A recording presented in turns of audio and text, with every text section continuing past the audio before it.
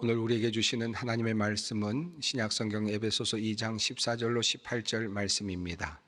에베소서 2장 14절로 18절까지 말씀입니다. 이 계시의 말씀을 봉독할 때 다 함께 살아계신 하나님의 음성을 들으실 수 있기를 바랍니다.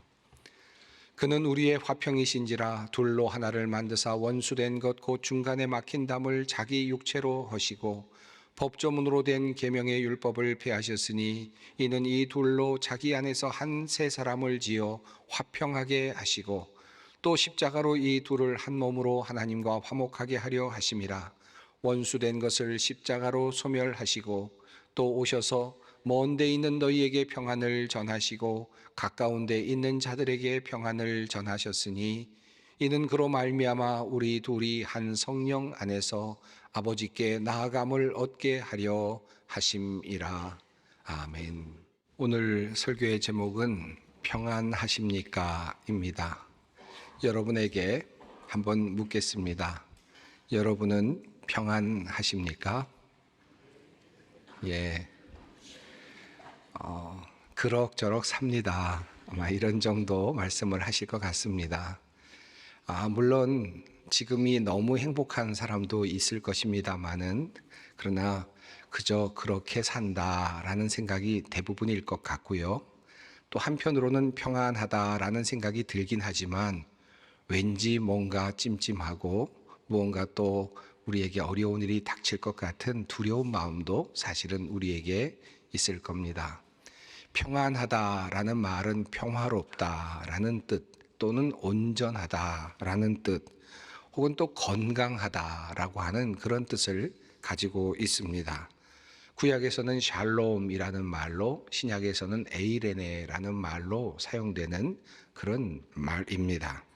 평화롭다 또 평안하다라고 하는 말은 소극적으로 보면 전쟁이나 분쟁이 없는 상태를 의미하겠죠. 그러나 조금 더 적극적으로 본다면 건강하고 번성하게 되는, 잘 되는 그런 상태를 의미할 수도 있겠습니다. 그리고 이 평안하다라고 하는 말에는 다양한 차원이 포함이 되어 있습니다. 예를 들어서 환경의 차원에서의 평안함이 있겠습니다. 우크라이나 혹은 또 러시아 또는 지금 중동 지역에서 전쟁이 벌어지고 있습니다. 그 지역에서 살고 있는 사람들이 평안하다라고 말하지는 않을 것입니다. 또는 사업에서 일을 하던 중에 사업이 잘 되지 않는 사람이 있다면 내가 평안하다라고 말하지 못할 것입니다. 이것이 환경에서 우리가 느끼고 있는 평안함이겠습니다. 또 관계의 평안함도 있습니다. 남편과 아내가 늘 불화하고 자주 싸운다면 그 가정은 평안하지 않을 것입니다.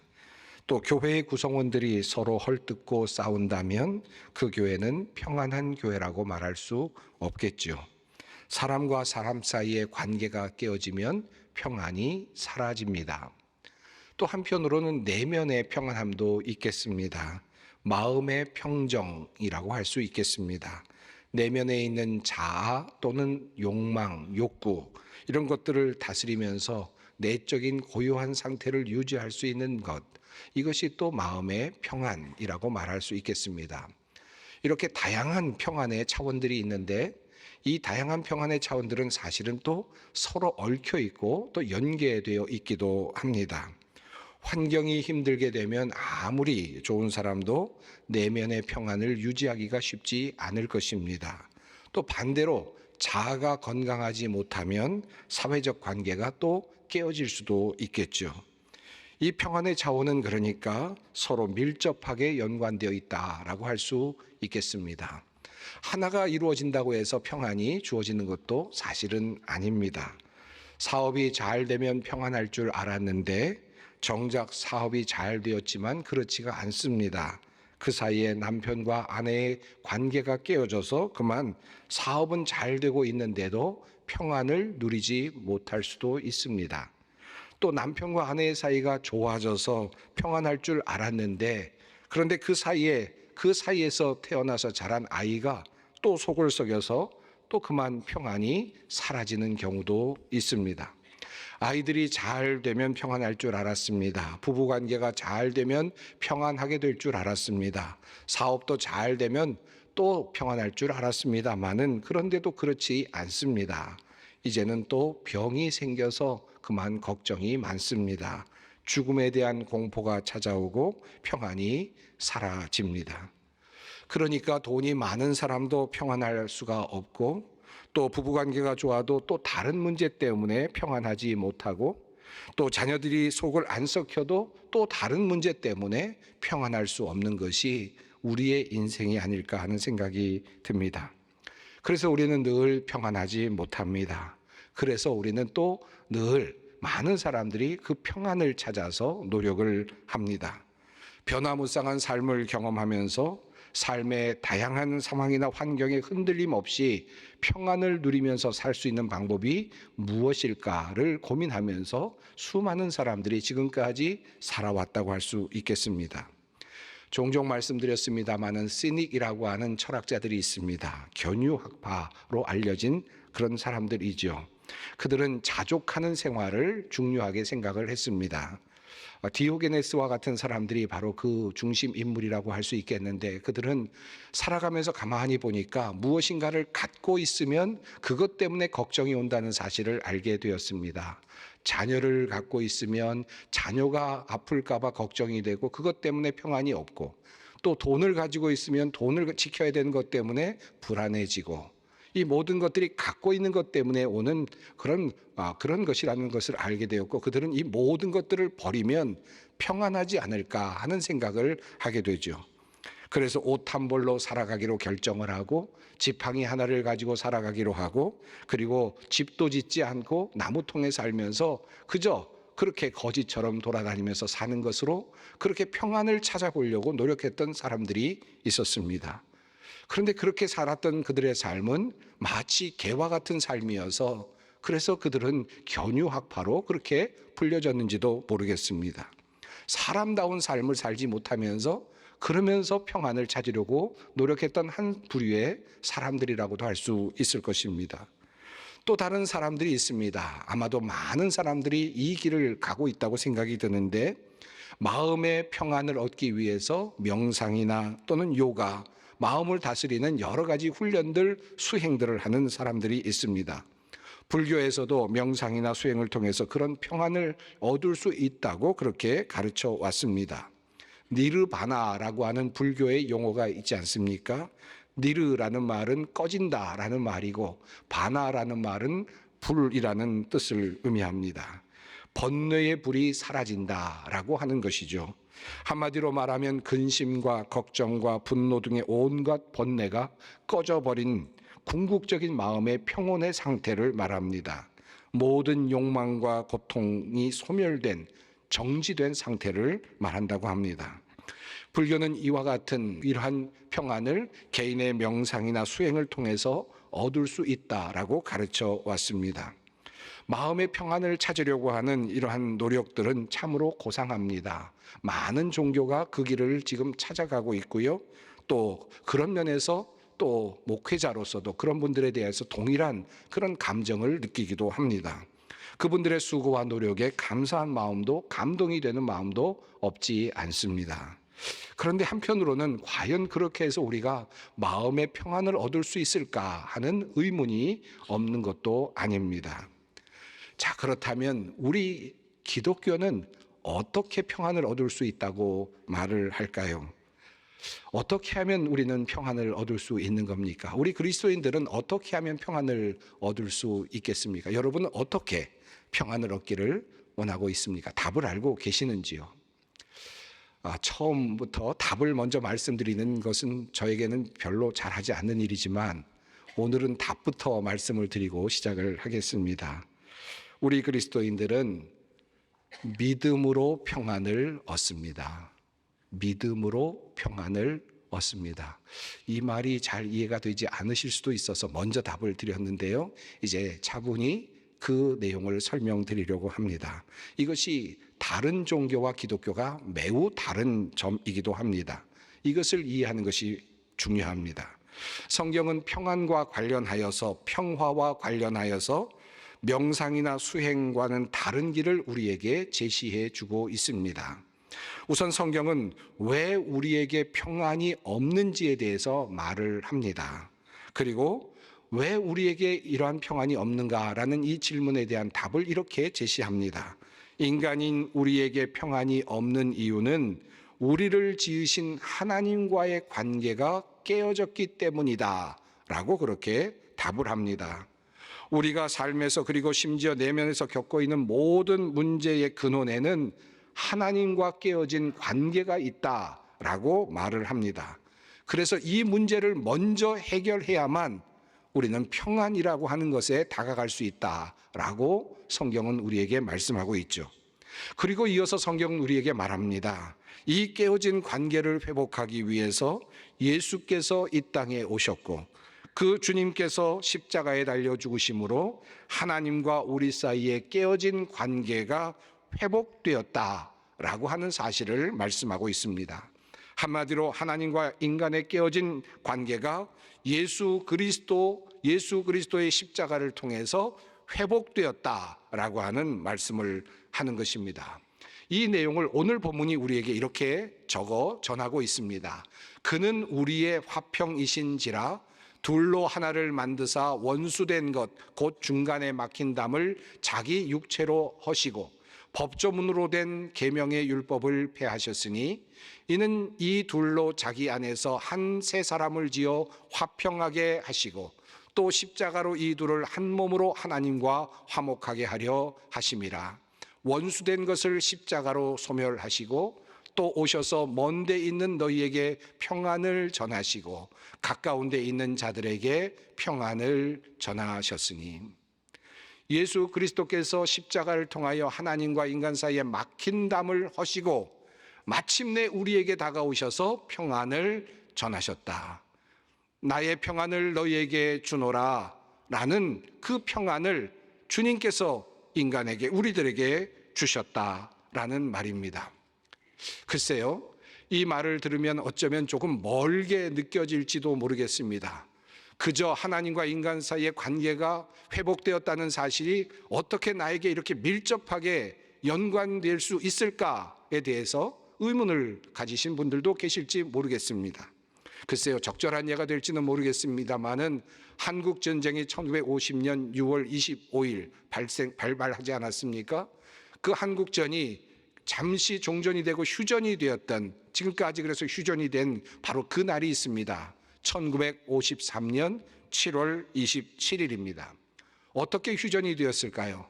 판문점에서 각 나라의 대표들이 모여서 휴전협정에 사인을 하였습니다. 휴전협정에 조인을 한 후에 바로 그 효력이 모든 군인들에게 알려졌고 그것이 발효되었습니다. 그리고 이 땅에는 평화가 도래하였습니다. 글쎄요, 동부전선에서 서부전선에서 열심히 전투를 하고 있는 그런 병사들에게 판문점 어느 구석에서 만들어지고 있는 휴전협정의 조인식이 얼마나 큰 의미가 있었을지 몰랐을 수도 있습니다.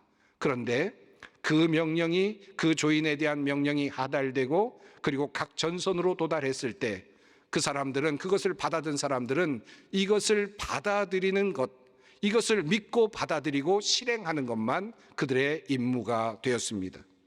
그것으로 통해서 그들은 휴전이라고 하는 그런 평화를 얻어낼 수 있었다는 말입니다. 만약에 어떤 사람이 휴전 발표가 났는데 동부전선, 서부전선에 있는 어떤 군이 만약에 그 명령서를 받고 휴전과 관련하여서 명상을 하거나 또는 깊은 사색을 할 필요는 없었을 것입니다. 그것을 그냥 받아들이면 됩니다. 즉각 그러면 발동이 되는 것입니다. 마치 멀리 있는 것처럼 보이는 하나님과 우리 사이의 평화는 이렇게 우리 안에서 받아들여질 때, 믿음으로 실행될 때 효력을 발생하게 된다는 것입니다. 로마서 5장에서 바울은 이렇게 말합니다. 그러므로 우리가 믿음으로 의롭다 하심을 받았으니 우리 주 예수 그리스도로 말미암아 하나님과 화평을 누리자. 하나님과 화평을 누리는 이 길은 믿음으로 말미암아 가능하다라고 하는 말씀입니다. 자, 그렇다면 하나님과 우리의 관계가 회복되었다고 하는 이 선포, 이 사실이 과연 우리의 모든 문제를 해결할 수 있을까요? 하나님과 우리 사이가 이제 온전하게 회복되었다고 하는, 평화롭게 되었다고 하는 이 사실이 어떻게 우리 안에 모든 문제를 해결하고 우리 안에 평안을 만들어낼 수 있겠습니까? 어떤 분들은 나는 잘못한 것도 없는데 하나님과 화해를 해야 한다니 잘 모르겠다라고 그렇게 말씀하시는 분들도 있습니다. 또 어떤 분들은 하나님께서 우리와 화해했다는 그것이 어떻게 나에게까지 미칠 수 있는가에 대해서 의문을 제기하기도 합니다. 그 답을 이미 저는 지난 시간, 설교 시간에 말씀드렸습니다.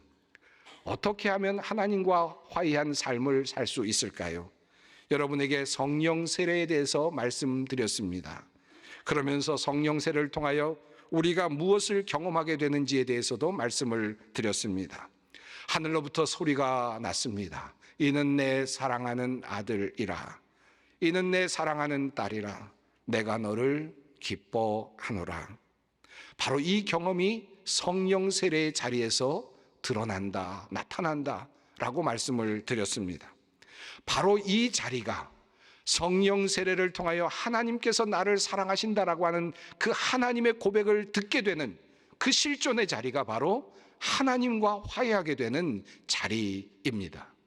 그러므로 성령 세례가 매우 중요한 것입니다. 이것이 바로 하나님의 백성으로서 하나님과 화해하게 되는 아주 결정적인 순간이 되는 것입니다. 멀리 있는 하나님이 그저 하나님과 인간의 관계가 회복되었다라고 하는 그저 하나의 명분, 그저 하나의 그냥 모토처럼 들렸던 그 말씀이 나에게로 다가와서 내 것이 되는 순간이라고 말씀드릴 수 있겠습니다. 그리고 그 하나님의 사랑이 느껴지는 겁니다. 나 같은 죄인도 받아주신다. 나같이 못난 사람도 받아주신다. 나같이 가난한 사람도 하나님께서는 기뻐해 주신다. 그리고 나같이 병든 사람도 하나님은 품에 안아주신다. 나같이 혼자 사는 사람도 하나님은 품어주신다. 나같이 외롭게 살아가는 사람에게도 주님은 친구가 되어주신다. 이 사랑의 경험이 바로 하나님과 화해하는 경험입니다. 그리고 바로 이 경험을 할 때 우리는 정말 멀리 있었던 하나님이 나의 하나님이 되는 것입니다. 이 경험이 모든 것을 바꿉니다. 이 세상에서 살아가는 삶에만 관여하시는 분이 아니신 하나님, 그 하나님은 나의 죽음의 이후에도 관여하실 분이시고 이미 내가 태어나기 전 모태에서 내가 생성되기도 전부터 나를 알고 계셨던 분이시며 나의 모든 것을 알고 계시고 나의 죽음 이후에도 나를 돌아보실 분이십니다. 그분이 나를 향하여 말씀하시기를 내가 너를 사랑하노라, 내가 너를 기뻐하노라 라고 말씀을 하십니다. 이 경험이 우리를 평안으로 이끄는 것입니다. 이 말씀을 믿음으로 받아들일 때 우리 안에 평안이 창조되는 것입니다. 그러므로 우리가 원하는 평안은 깊은 명상이나 사색이나 수행이나 훈련을 통해서 얻어지는 것이 아닙니다. 내가 만들어낼 수 없습니다. 내가 만들어낼 수 있는 그런 평안은 사실은 그저 내가 만들어낸 가짜 평안에 불과할 뿐입니다. 주님께서 나를 사랑하시고 이제 내가 주님의 사랑받는 자녀가 되었다라고 하는 이 사실을 믿는 데서 생겨나는 이 평안이 진정한 평안이 될 것입니다. 이것을 믿으면 나의 내면이 정돈되고 나의 내면이 평안을 누리게 됩니다. 이것을 믿으면 우리의 환경이 조금 힘들어도 그러나 견딜 수 있습니다. 이것을 믿으면 가난해도 병들어도 어려움도 이겨낼 수 있습니다. 마음이 뜨거워지고 기쁩니다. 행복합니다. 죽어도 괜찮습니다. 어려움 중에도 감사합니다. 이것이 바로 우리의 신앙 생활입니다. 여러분, 평안하십니까? 이 질문은 여러분의 마음 상태가 평온하십니까? 라고 묻는 그 질문이 아닙니다. 여러분 평안하십니까? 라고 하는 이 질문은 여러분의 부부 관계가 평안하느냐? 라고 하는 질문이 아닙니다. 여러분 평안하십니까? 라고 하는 이 질문은 여러분의 사업이 잘 되고 있습니까? 라고 하는 그런 질문이 아닙니다. 여러분 평안하십니까? 라고 하는 이 질문은 하나님께서 나의 편이라는 사실을 믿고 있습니까? 라고 하는 질문의 다른 표현입니다. 그러므로 사도 바울은 우리에게 증언합니다. 하나님이 우리 편이시면 누가 우리를 대적하겠습니까? 누가 우리를 그리스도의 사랑에서 끊을 수 있겠습니까? 환난입니까? 곤고입니까? 박해입니까? 굶주림입니까? 헐벗음입니까? 위협입니까? 또는 칼입니까? 그러나 우리는 이 모든 일에서 우리를 사랑하여 주신 그분을 힘입어서 이기고도 남습니다. 나는 확신합니다. 죽음도 삶도 천사들도 권세자들도 현재일도 장래일도 능력도 높음도 깊음도 그 밖에 어떤 피조물도 우리를 우리 주 예수 그리스도 안에 있는 하나님의 사랑에서 끊을 수 없습니다. 이것이 우리의 신앙입니다. 여기에서부터 오는 평안, 바로 이 평안이 진정 우리가 얻을 수 있는 평안이고 우리의 삶에서 드러나는 평안이고 우리가 가지고 갈 수 있는 진정한 평안입니다. 그러므로 이 평안은 주님께서 우리에게 주시는 것입니다. 이 고백이, 이 믿음이 우리를 평안으로 이끌어 줍니다. 그리고 우리는 그 이후로 이제 이 평화를 가지고 또 다른 평화를 만드는 사람이 되어 갑니다. 주님께서 말씀하십니다. 그가 그리스도로 말미암아 우리를 자기와 화목하게 하시고 또 우리에게 화목하게 하는 직분을 주셨으니 단순히 평화를 누리는 사람을 넘어서 평화를 만드는 사람이 되라는 주님의 명령입니다. 피스메이커가 되라는 말씀입니다. 평화를 만드는 환경을 만들어가는 사람, 그래서 그것을 만드는 것을 통해서 또 다른 주위에 있는 사람들이 평화를 누릴 수 있도록 만들어가는 것, 이것이 바로 하나님의 사람들이 해야 하는 일입니다. 성 프란시스코의 기도로 알려진 기도문 중 일부를 읽겠습니다. 함께 읽어보겠습니다. 주여 나를 평화의 도구로 써주소서. 미움이 있는 곳에 사랑을, 상처가 있는 곳에 용서를, 의심이 있는 곳에 믿음을, 절망이 있는 곳에 소망을, 어둠이 있는 곳에 빛을, 슬픔이 있는 곳에 기쁨을 심게 하소서. 예, 우리가 누리는 이 평안으로 평안을 심는 사람이 되기를 바랍니다. 온 세상에 또 힘들어하는 사람들, 괴로워하는 사람들에게 다가가서 예수 그리스도의 이름으로 평화를 심는 것입니다. 그들을 살리는 것입니다. 그것이 또한 평화를 가진 사람들이 해야 하는 일입니다. 이 믿음으로 우리 모두가 평안을 누릴 수 있기를 바라고 이 믿음을 실천함으로 화평케 하는 세상을 우리가 함께 만들어 나갔으면 좋겠습니다. 우리가 이 땅에서 평안을 누리며 또 평안을 함께 나누며 살아갈 수 있기를 간절히 바랍니다. 기도하겠습니다. 사랑의 하나님, 참으로 부족하고 연약하며 죄로 가득한 우리를 불쌍히 여기셔서 외아들 예수 그리스도를 이 땅에 보내시고 우리를 위해 십자가에 내어주심으로 우리가 평화를 누리게 하심을 감사합니다. 평화는 하나님께서 우리에게 주신 선물임을 고백합니다. 믿음으로 이 평화를 맛보게 하시고 믿음으로 이 평안을 세상에 전하는 우리가 되게 하옵소서. 예수님의 이름으로 기도드립니다. 아멘.